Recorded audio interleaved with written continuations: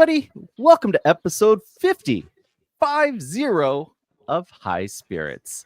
I'm Ben Larson, and as always, I'm joined today by Anna Ray Grabstein. It is Thursday, July 11th, 2024, and we're back. Anna Ray, how was your 4th of July? It was so good. I just steeped in a pool all day at my brother's place, and it was really chill. Yeah, it was lovely. How about you? Also chill. We had a lot of pool time. We went out to Rodeo Beach, which was incredibly foggy after the hot week that we're having. I think the whole country's been experiencing a lot of heat waves.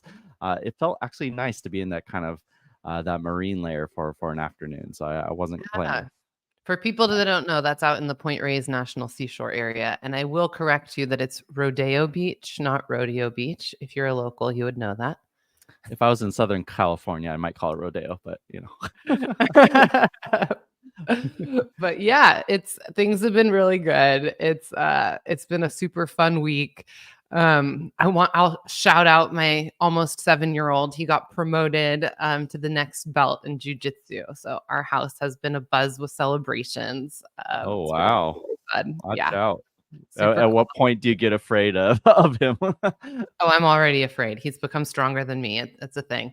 But yeah, and there's been a ton of cannabis news at the same time. Like often the summer is slow, but we're seeing just so much in the news, especially from the federal government, whether it be conversations in Congress or the Supreme Court. There's just so much that's happening with cannabis that is leaving a lot to be discovered and opined on, not to mention what's happening with the presidential races post-debate has been really interesting as well. And while we don't necessarily focus on politics all the time, what happens with this election, I think, is sure to have a lot of implications on the opportunities in cannabis and hemp. So yeah, it's like everything that we know, everything that structures the cannabis industry, the hemp industry, it's all getting thrown in this martini mixer, and someone's just like back there shaking it up, and who knows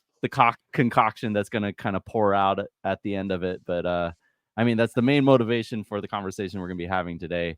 Is like, what's it all mean and where's it all going? And as we ask these questions, like new things pop up, and yeah, it's a little unsettling, but here we are, still optimistic about the future. Yeah, it's unsettling, but I would say that it's also like why I have always been so passionate about deeply understanding the laws and regulations that underpin our industry, because this is not an industry that has a lot of certainty with laws and regulations. And so you have to understand what's ahead so that you can chart your business plan through it. And I think it's what makes it really fun. I think it also is what creates such an important and critical opportunity for the players that are willing to get in right now. Because if you are willing to accept a little bit of that risk with knowledge, you are getting into a place that other businesses that aren't willing to take a risk on policy and laws are staying on the sidelines. And that means you get to be an early mover. And that's an exciting place to be. Yeah. Well, today we're going to be jumping into the Chevron ruling and the entire impact of that. I know LinkedIn has been abuzz with its impact on Schedule 3, but it sounds like it goes so much further than that, and that's just the tip of the iceberg.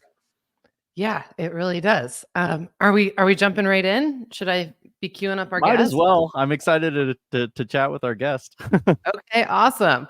Well, today I'm really excited to bring on my business partner at Meyer, Leah Heise, because she's who I turn to for this information. She, while she was a previous executive at 2 public MSOs, before that she was actually a government enforcement attorney at the National Oceanic and Atmospheric Institute and also at the U.S. Coast Guard, which were 2 of the groups involved in the case that ended up getting Chevron overturned.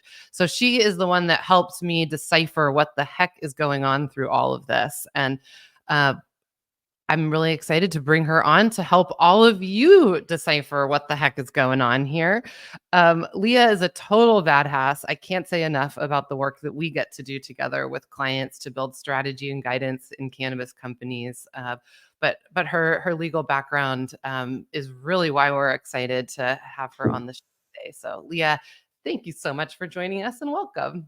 Thank you for having me. I appreciate it. It is, as you guys said, it's a little bit of a turbulent time in cannabis right now, and we're seeing moves from the legislative bodies. We're seeing moves from the Supreme Court. We're seeing, certainly moves in the executive branch, and our industry is based on law and regulations. Like, we have to rely on politics, unfortunately, because it's going to swing our entire industry one way or the other. So it's so important to be dialed in on every level, local, state, and federal, and even international, depending on where you sit.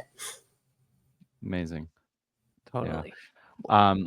Okay, so let's jump right in. I know that I think we've all caught up to speed with what Chevron deference was or is, and the ability for agencies to make decisions versus the courts. But let's actually rewind and go back to the original, like the impetus or the inspiration for creating or giving agencies the power to make some of these decisions, and then we can kind of work into the impact of overturning it.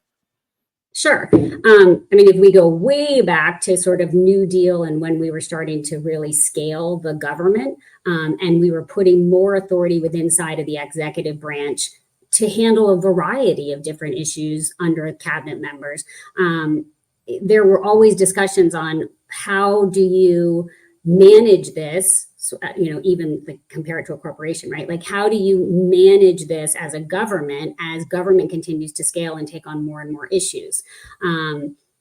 There was a lot of upheaval during all of those years, all the way up into Chevron, where they weren't sure what level of weight they should be giving to independent agencies in terms of enforcing and making their own regulations. And when the Chevron decision was passed, it was passed based on an Environmental Protection Agency Act case, because it was so scientific. Like, the inside of the EPA, you're making decisions on particulate levels and things that are very, very scientific, that you really need scientists and experts to weigh in on inside of an agency. And the court at that time, the Supreme Court, said they were going to give strong deference to agency decisions within the framework that they had been enabled to do. And then for the next 40 years, the federal government relied on that deference, and perhaps overreached a lot of times and overregulated a lot of times, utilizing Chevron as a way to say, okay, well, I can do this because they're going to give me deference anyways. And what we saw was the Supreme Court now in Looper say, yeah, we'll give you some deference, but we're not going to just assume that what you're doing is correct. Right. And I can certainly see how this evolved, because lawmakers have so many issues that they are trying to move forward that span from, like housing and then the environment and consumer safety and international policy and all these things. And once the Chevron ruling was in place those 40 years ago, it made it possible for lawmakers to be more ambiguous and set intentions in laws that then empowered regulators to interpret and decide on this ambiguous intention and how it should be implemented. And that's so familiar to anybody that has been running a cannabis business, because we've seen it at the state level over and over, that the state will put a policy in place in the law that says something like, we will create a track and trace program. And that the goal of track and trace is going to be for consumer safety, to prevent diversion, and to make sure that taxes get paid. But they don't say how that's going to happen. Mm-hmm. And so then that becomes the law, and then it gets turned over to the regulators, and the regulators decide, well, how are we actually going to do that in spirit? And then they do a whole bunch of really complicated things that many would consider overreach. And so I'm just trying to interpret this in terms of like bring it into cannabis. And so what the Supreme Court said is, at least on a federal level, and I know I just explained a situation on the state level, is that actually these agencies don't have the right to be so so specific and to bring up to create new details in the way that they interpret this ambiguous intention. Is that right? So it depends on, it's going to be on a statute by statute basis. There are some statutes that are very explicit in terms of what the authority of an agency is. And if the language is explicit, it's explicit. But as we know, because legislation is passed based on deals, partisanship, lobbying, what goes into a piece of legislation is more likely to be ambiguous because of all those deals than it is to be very specific. And now what happens with inside of these government agencies is going to end up being on a case-by-case basis. We're going to have to wait for interpretations. There was a new interpretation or a new argument that was done yesterday. It was an ERISA case. And we'll see which way the Fifth Circuit goes under not having Chevron deference anymore. So we're going to start to see cases move through that will give us some guidance on whether or not there is weight or not weight given to any level of agency decisions. So let's pick down the low-hanging fruit here of the Schedule 3 conversation. And there's many things influencing the Schedule 3 conversation at this point in time. But as it pertains to the Chevron deference, why were people immediately reacting, saying this could totally blow up Schedule 3? And is that indeed a potential ramification of it? Sure. So for me, the ramifications of this lack of Chevron deference is not necessarily based on the legality or the legal opinions around whether or not Chevron survives, whether or not more deference exists. To me, it's based on having sat in the seat of doing rule promulgation inside of a federal agency, knowing that perhaps when I'm responding to comments or we're working out strategy inside of the agency to move promulgate a rule, that I always could rely on Chevron as a backstop, that if we didn't specifically answer that comment, or if we were willing to push an envelope on our interpretation a little bit more, we had Chevron as a backstop to be like, okay, well, at least there's Chevron and we can just move forward. But now, if I was sitting inside of an agency and I was promulgating a new rule, I am going to be far more methodical. I am going to dot all my I's. I'm going to cross all my T's. I'm going to have legal be looking at it. I'm going to have every different branch inside of the agency that potentially could be impacted on it also commenting and doing it, which to me is going to slow it down. And that's my fear, is that the slowdown of this process, the potential slowdown, will cause it to not happen before the election. And then we are already seeing, given what's happening in Congress and stuff, what the sort of Republican agenda is in terms of cannabis. And I'm a big fan of, if somebody's showing you who they are, believe them. Yeah. So what I'm hearing you say is that it's not that Schedule 3 is dead. It's that Schedule 3 could get slowed down because the broader implications of what Chevron is going to do for agencies is have them be more specific in the work that they're doing and be more careful so that they aren't faced with challenges.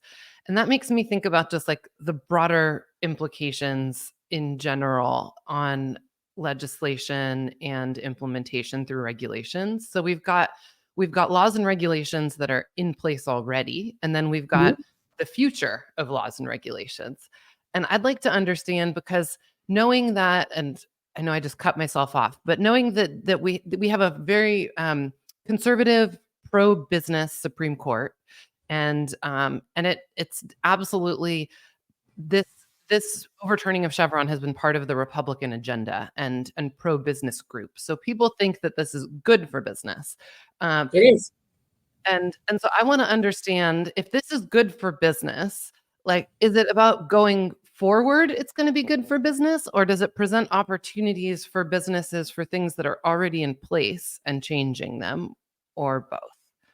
I think both. And I think it depends on whether or not the specific business issue that you want to litigate has already been decided, because the court was pretty clear that they won't go back and eradicate decisions that were made under Chevron challenging a regulation. However, it is a real opportunity for businesses to push the envelope a little bit more on everything. Labor laws, pollution, emissions, toxic waste dumping. Not that we do that in cannabis, but all of it. And then when you combine it with the other two cases that gut punch the administrative state, one was SEC versus Jakarski, which essentially said to the SEC, if you're going to go after a civil penalty against someone, then you have to provide a jury trial.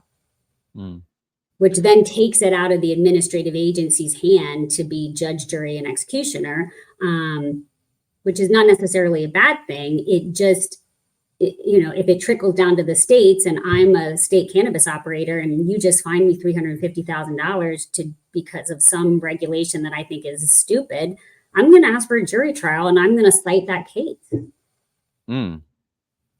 Interesting. So let's talk about that waterfall down to the states. Like, does this call into question, like, because there's a lot of ambiguity in a lot of the decisions that the various cannabis regulators have made, and there's a lot of friction in these industries. And we're sitting in, Anna Ray and I are sitting in California, where, I mean, I can think of 5 different cases right now where I'm like, wow, are these all going to turn to lawsuits? And is that like a clear and present implication of all of this?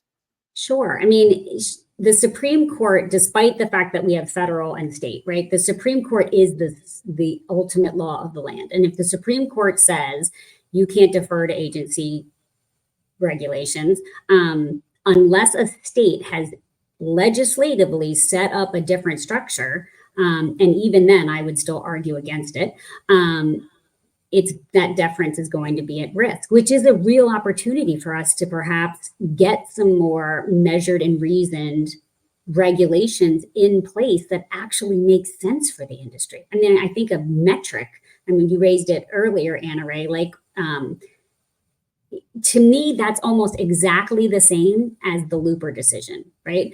The reason why the court overturned Chevron in the Looper decision is because the National Marine Fisheries Service had mandated that observers be placed on the boats of fishermen, which fishermen did not object to. What they objected to was that they paid for it, which is exactly what Metric does.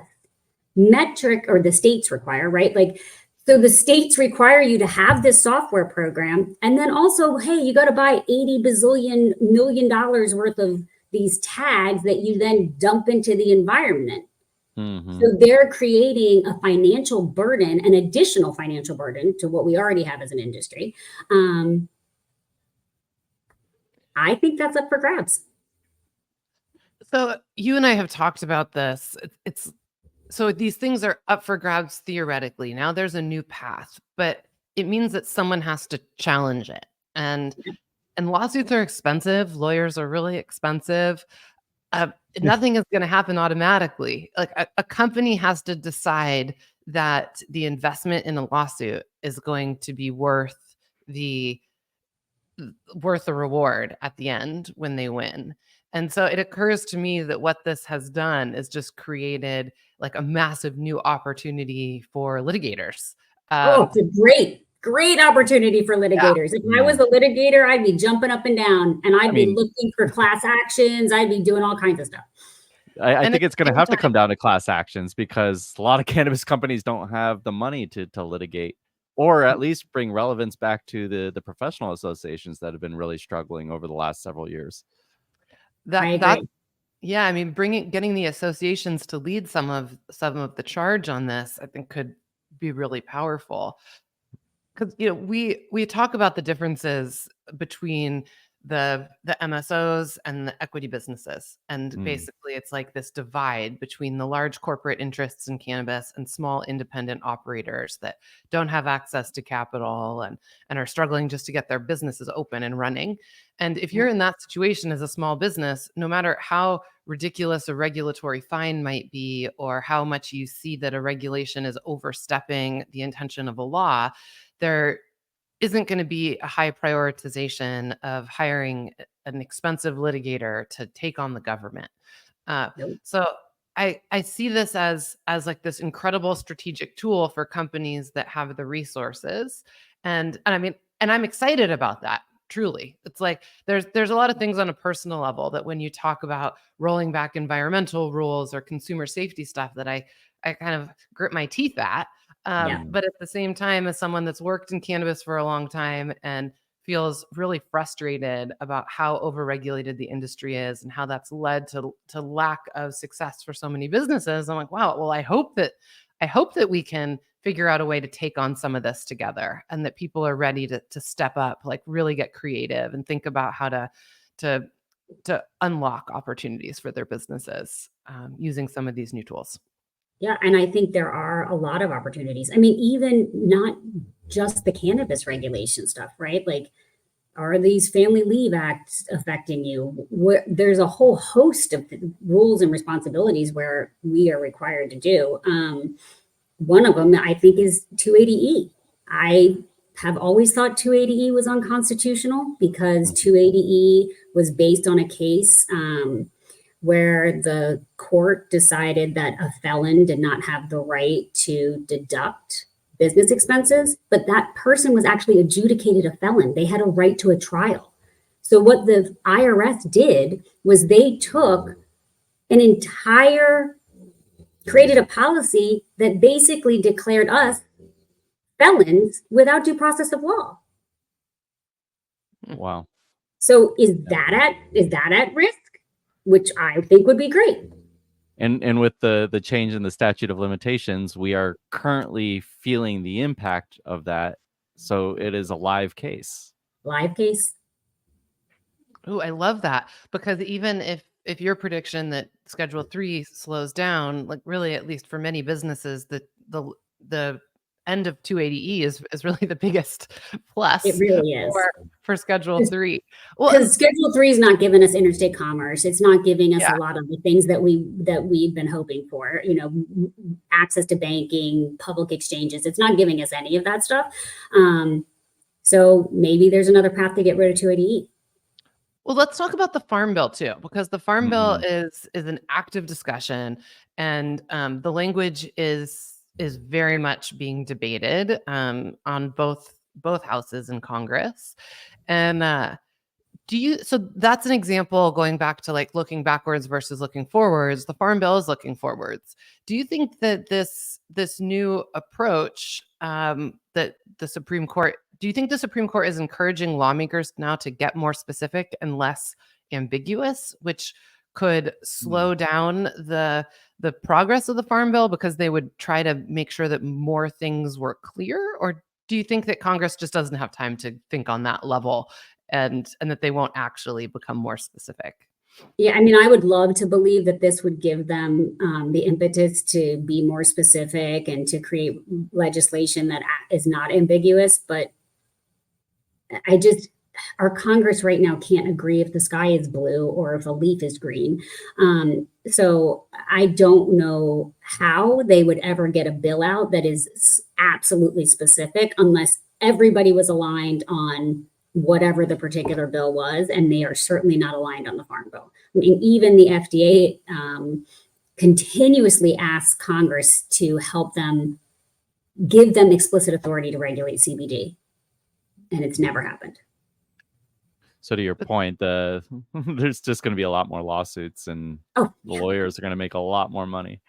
Which actually could lead to the hemp industry being able to, I don't want to say stay status quo, but to keep THC flowing on the hemp side of the market for longer, is what it sounds like. Yeah, that's what I think. And we'll see what happens on a state by state basis. More and more states are attempting to do some level of regulation. I think we just saw New Jersey. They did do a beverage carve out, but we just did see them move forward. We'll see if the governor signs it. I'm not sure if he signed that bill yet. But it's a fascinating time for the hemp industry. Yeah. Before we jumped on, you had been talking about how states have been trying to roll back some of the Chevron deference in the past leading up to this. Can you kind of explain the progression of what was happening behind the scenes before the actual overturn? Yeah, sure. I mean, there's a whole bunch of things that have been happening.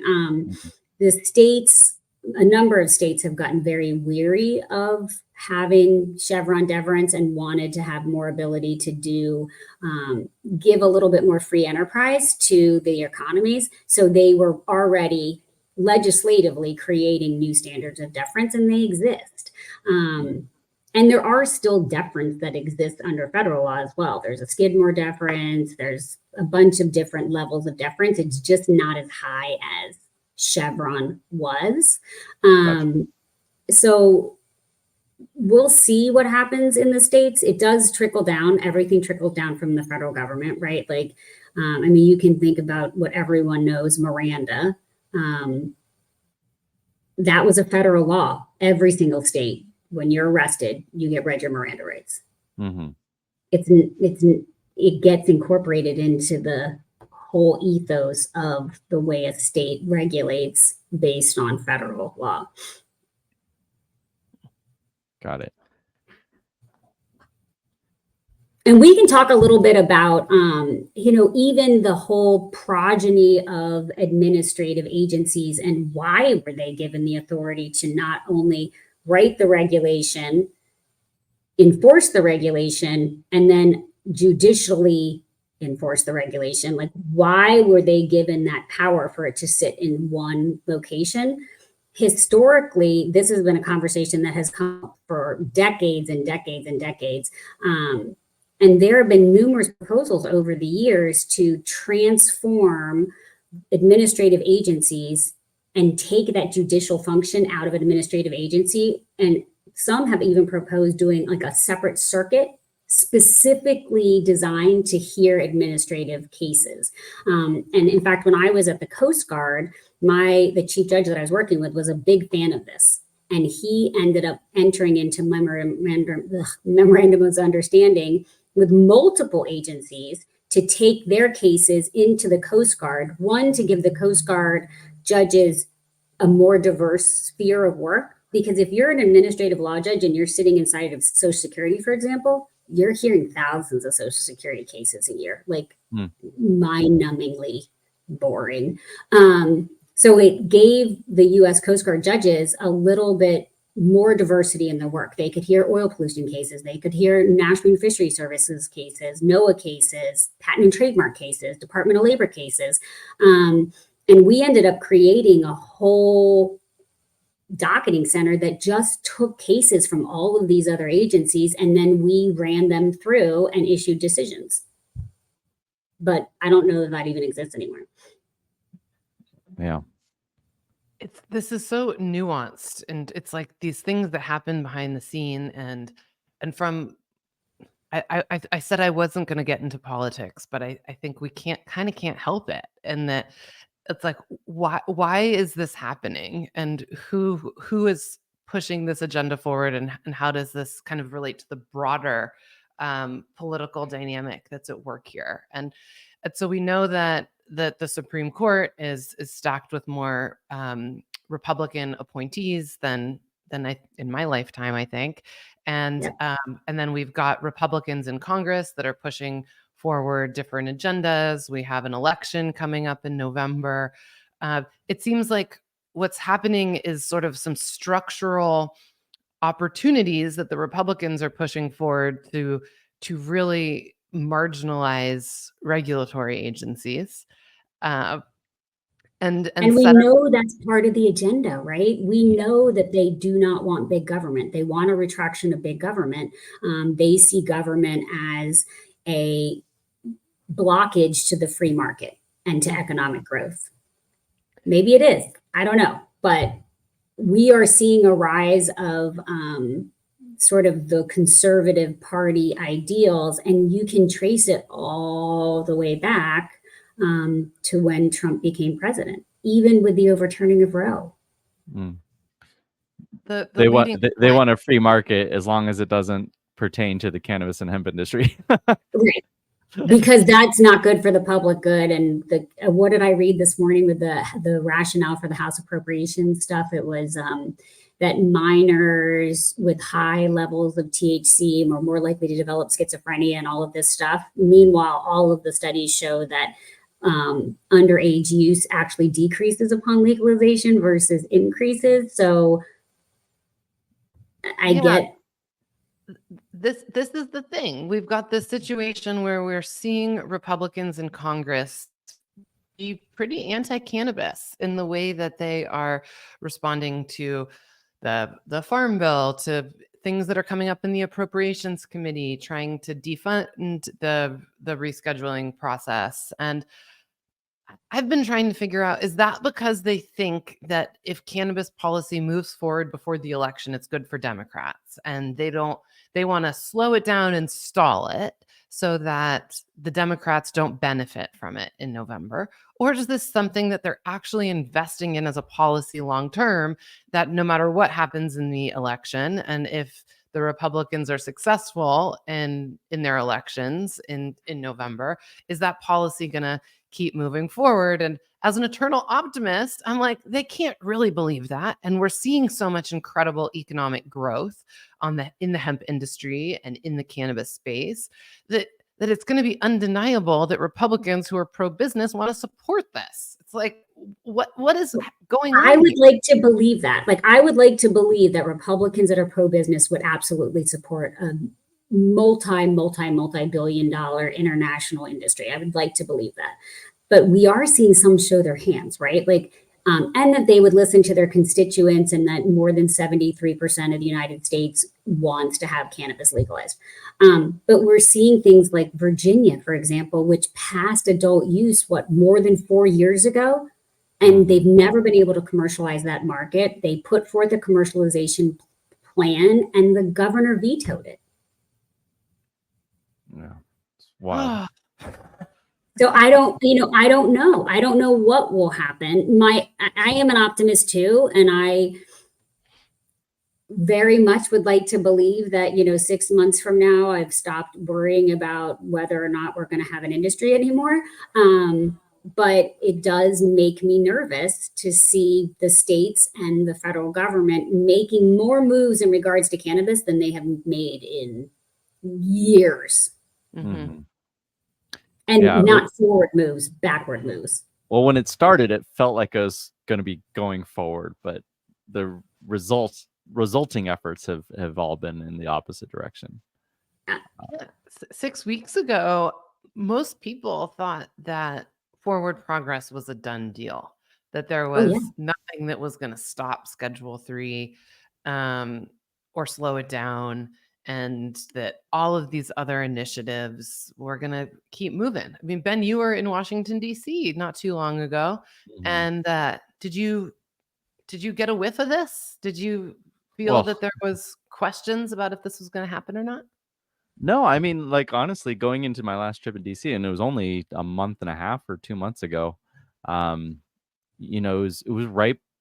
I mean, the rescheduling recommendation, or the proposed rulemaking from the DEA, and the Farm Bill draft were both dropped on the Thursday of the week that we were actually there. And even leading up to that, we didn't even know it was going to happen. We were having the conversations with various congressional members, and we were talking about, like, forward-looking conversations and 280E and all this kind of stuff. And all of a sudden it drops, and that's what created this kind of this shitstorm that has been the last 6 weeks, where sentiment has really seemed to shift, and then even just the last 2 weeks. And you're really active with a number of different trade associations and on leadership with NCIA. Yeah. Are you guys talking about going to task in a new way, taking a different approach I think everyone's still trying to really find their footing and like what is the trajectory of all this. Like we didn't think we had to go back and reprove, as some of the headlines showing today, like reprove like the relevancy of the studies that have been done throughout history about the medical applications of cannabis. It's like everything's being called into question now. And to Leah's point, this is only just going to delay the conversation. And I mean, for those of us being in the industry this long, it's like the conversation it is old and long and tired. And now it's like just being revamped, and we're gonna have to keep having this conversation. And it's like, to what end? Not to take us into a dark place, but I wonder about clinical trials too. And I'm more focused on clinical trials with the MDMA stuff that happened, because how do you do a double-blind study on a cannabinoid, right? I guess if you isolated a cannabinoid, maybe you could, but anything that has an intoxicating aspect to it, how can you do a double-blind study on something that if you consume that thing, you're going to know you have a feeling from it, right? So if MDMA study is not valid because the people knew they were on MDMA or a placebo, then how can we ever test anything that is of an intoxicating nature that will be enough and approved by FDA? Yes. And so we haven't talked about that. So I'll give like the background, because Ben's giving me the sideways look like he doesn't know what we're talking about. But I generally know what we're talking about. It is so confounding. Be like, yeah, that's the whole point of a study. That's right. Like, are you feeling it or not? Whether it's physical or mental. Sorry. And it brings to light that our medical system and our agencies really aren't equipped for drugs and interventions that actually make you feel a way, as opposed to just do something inside of your body that you can't feel technically, but might give you side effects like a headache or the runs or all these like normal side effects that people have for medications. I did read something that the solution is to provide in a double-blind study, instead of a placebo, another compound that does make you feel a certain way. Like we have those. They're called pharmaceuticals. Like I've felt madly euphoric off of pharmaceuticals I had when I shattered my elbow. Like that's true. Yeah. There's precedent for this. This is insane. Yeah, it's almost like they're applying it to MDMA, and if we get to the cannabis issue, in a biased manner, which is great that Chevron is toast, because then you can go after them and be like, you're not applying it based on science. Yeah. Well, and so again, I think that what you're saying is like, it's about going after them. And now we have this new chapter that we're opening up, where businesses that are willing to take the risk of becoming strategic in terms of their regulatory and legal plans are going to be able to unlock opportunities specifically for their businesses. And that is intimidating to some and probably really exciting and opportunistic for others. But it's a proactive approach, and it's both reactive and proactive. It's like, sure, all right, let's take this on, but also let's react to something that might have already happened. And I get worried. Like I don't want to scare anyone away, because I think that there's more opportunity in all of this uproar for the people that are willing to step into it than the folks that are scared, that have always been scared. But if you're ready, let's go. Let's like figure out a way to have legal precedent support our existence as a product and as a consumable. Like we can actually go to the Supreme Court now in a different way than we could before. That's exciting. And we are seeing some already step into the fray. I mean, stepping into the fray beforehand, the Verano Canna Provisions case, which ended up getting dismissed, which honestly I think is a good thing, because it speeds up out the appeal to get us some more laws. We are seeing certainly some of the MSOs that are saying, yeah, I'm not going to pay 280E. I'm going to either escrow it, or I'm going to ask you for a refund. And despite what the IRS is saying, they're willing, on a risk reward analysis basis, say, I'm willing to take that risk. that you, the IRS, will fail on this. Yeah, the IRS issued a letter just in the last couple weeks, a week, basically saying that they were not cool with people not paying their 280E taxes. And I guess this is a perfect example, actually, that you could point to, that someone could say, okay, I'd like a jury trial then, because I disagree. We disagree. Well, and have you ever tried to fight the IRS on a tax issue? Only on a personal level, and mostly just very basic I things. can't even figure out how to get it in touch with them to Yeah.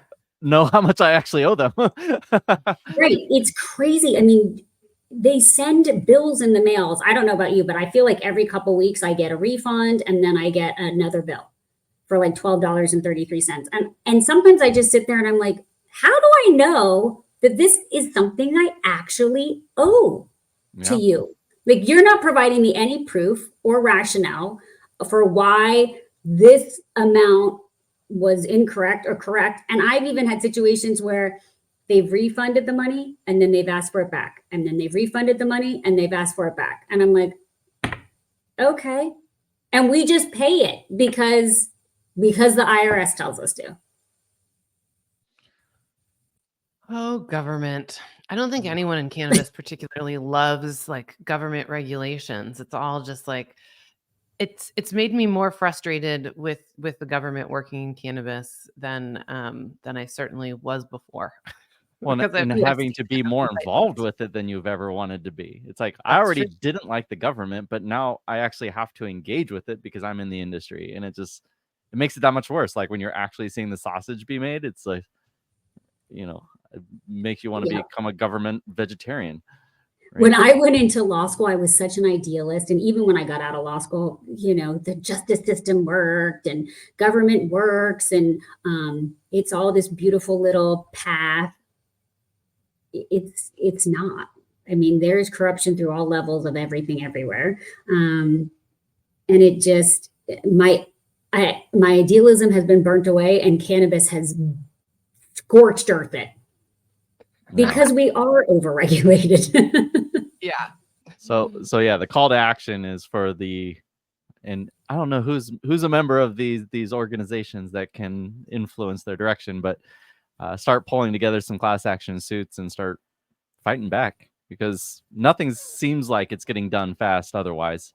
And maybe this is the opportunity to jump in and be, as Anna Ray said, proactive about going after it. Yeah. Yeah. I'm excited. Can we get British Let's track go. and trace? Let's do it. Oh God, would be. I mean, and I don't mind track and trace, but can we get some different level of track and trace and make it more rational to the end user? It just doesn't make any sense. Yeah, absolutely. Well, this has been great. I hope everybody learned some things. I think we're moving towards our last call with Leah now. So just thank you so much for joining us. It's been really fun to get to have this conversation. I know we went to some dark places, but we remain hopeful. We are also just trying to be realistic and understand what's ahead and what the fight's about. So, Leah, we'd love to turn the mic over to you to give you a chance to make a last call on our audience. Sure. I think if you are in the cannabis industry, interested in the cannabis industry, this is a very good reminder to us all how important it is to pay attention to what is happening inside of Congress, inside of the judicial branch. This is going to be a plug out to Tom Angel for Marijuana Moment. Get his bill tracker. Just watching his bill tracker, you can see at least what cards are being played, and it'll give you an idea of which way things are going. Awesome. Amazing. Thank you so much. And Leah, thanks for coming on. We've been Yeah. working together for over a year, and this is the first time you've been on the show. So it's fun for me to get to bring you on and share you with our audience. So Thank you. Yeah. Thank you both. I appreciate it. And I really just appreciate your understanding of it all, like building some clarity around something that can be very kind of amorphous for a lot of us. But certainly some action items coming out of this. So thank you. You're welcome. Thanks, All right. guys. We'll talk to you soon. Anna Ray, great to have you back. We missed you. Well, last week we were off, but the week before we had Scott on, and you were not feeling so well, so it's good to have you back in the saddle. I am so happy to be here. I missed you too. And I missed just getting to have my Thursday recording session where I didn't have to do other work. So, yes, it's so good. And I can't believe we hit 50 episodes. So, thanks everyone for coming along for the ride. We feel very 50. helpful that anyone ever tunes in and listens at all. And the feedback that we get means the world to us. So if you have something that you want to hear, a topic that matters to you, that you're struggling with to understand, or just someone that you think is a total badass that needs to have their voice heard, please reach out to us. We're super easy to find. Yes, easy to find. We are out there. Thank you, thank you, thank you. Don't forget to share and subscribe. We're excited for the next 50 and excited to have you along for it. So remember, folks, stay curious, stay informed, and keep your spirits high. Until next time, that's the show.